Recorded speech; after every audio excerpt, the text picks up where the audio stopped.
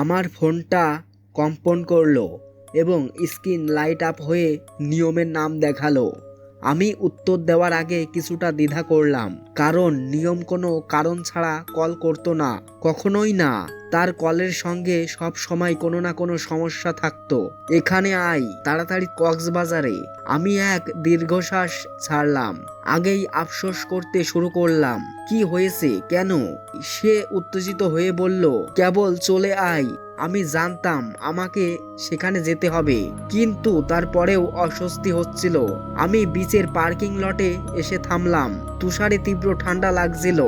নিয়ম ইতিমধ্যেই পেছনে হাঁটছিল, তার হাত হুডির পকেটে ঢোকানো, কাঁধ ঝুঁকে সামনে চলে আসছিল।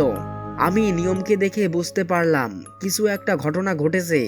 একবার চোকাচোকি হলেও সে গাড়িতে ঢুকে দরজা চেপে বন্ধ করলো। তার মুখ কালো হয়ে গিয়েছিল, কিন্তু চোখগুলো ছিল অস্থির, উত্তেজিত। সে নিজের হাত দুটো একে অপরের ওপর ঘষছিল। মনে হচ্ছিল সে যেন নেশা কোনো কিছু করেছে।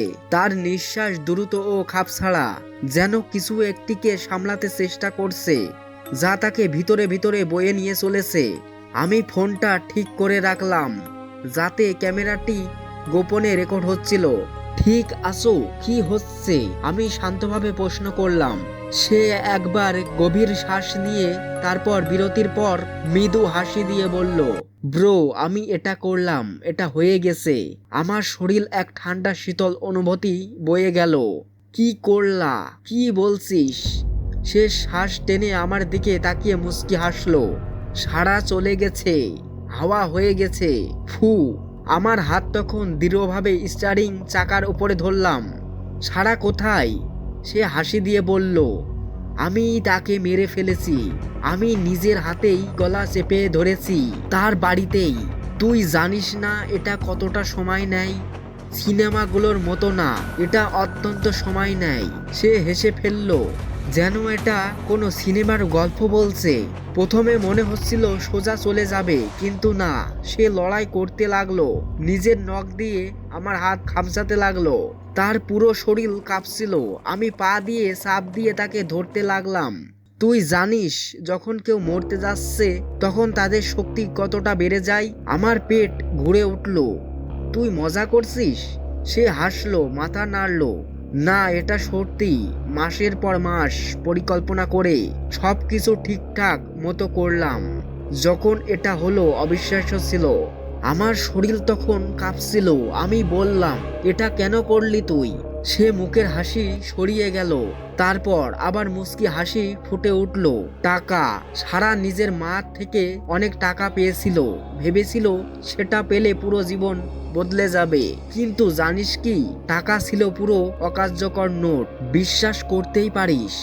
আমি স্তম্ভ হয়ে গেলাম। তাহলে পরবর্তীতে কি করলি? সে সোজা হয়ে বসে যেন একটা দারুণ রাত শেষ করার আনন্দ নিচ্ছিল।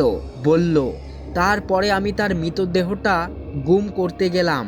আমি তাকে গাড়ির সিটে ঢোকালাম, সিট বেল্ট দিয়ে বেঁধে, যেন স্বাভাবিক মনে হয়। তার মাথা ঝুলে পড়ছিল, মুখটা খোলা ছিল।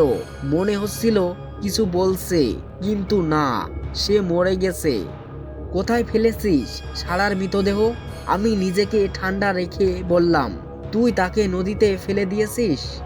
নাইম হাসতে হাসতে বলল, হ্যাঁ, এটা ছিল একটা বাজে কাণ্ড। তাকে গড়িয়ে নিয়ে গিয়েছিলাম, তারপর প্ল্যান মতো একদমে ফেলে দিয়েছিলাম, আর কিছু না। একদম শেষ পর্যন্ত আমি তাকে ফাঁসিয়ে দিয়ে পুলিশের হাতে তুলে দিলাম। এই হলো সারার হত্যাকাণ্ডর ঘটনা, যা ছিল 2016 সালের ঘটনা। তো বন্ধুরা, এই ছিল আজকের ভিডিও।